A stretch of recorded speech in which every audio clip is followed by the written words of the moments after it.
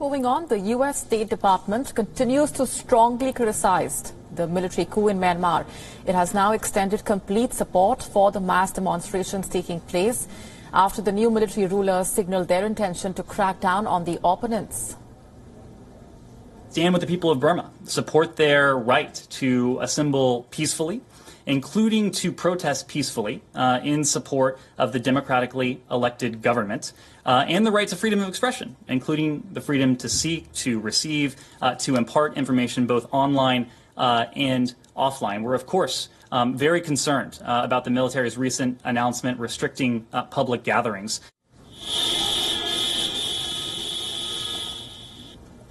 The United States is concerned about an order by Myanmar's military rulers restricting the public gatherings, the citizens' right to protest. The United States, in return, has decided to move quickly to form its response to the military takeover. Right after the military power grab, the U.S. State Department tried to meet the deposed civilian leader Aung San Suu Kyi, but those requests were repeatedly rejected. I will say that shortly after the events of February 1st, we made an effort to reach out to Aung San Suu Kyi. We did that both informally and we did that formally as well. Those requests, of course, were denied. The United States has called on China, the partner of Myanmar's military, historically speaking, to join major democracies in condemning the coup. Remember, President Joe Biden has threatened new sanctions against Myanmar unless the military regime relinquishes power. This after the United States already stopped financial assistance to Myanmar after formally designating the military takeover as a coup.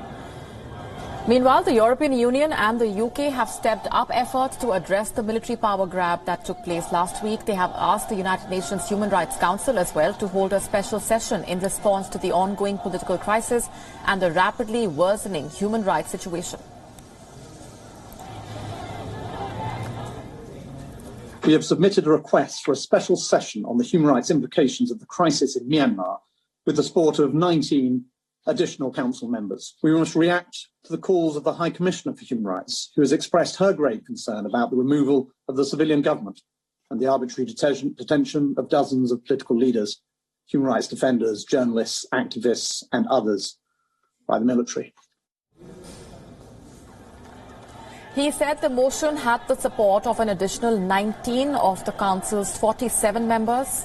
That means, in principle, that the request would fulfill the requirement for the backing of at least a third of the Council's members, paving the way for a special session.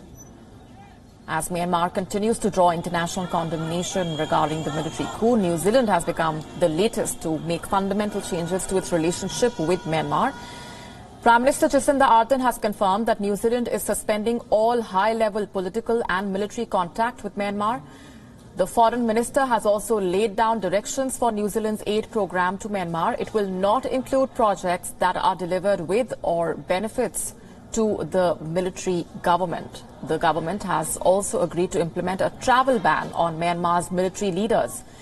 Due to the suspension of air links and the unprecedented operational pressures, New Zealand has also temporarily withdrawn staff from its embassy in Myanmar. In addition, we've joined with other countries calling for a special session at the United Nations Human Rights Council on Myanmar to raise concerns regarding the military coup and the impact on human rights. And I can assure you that New Zealand will continue to monitor closely the situation in Myanmar as it continues to unfold.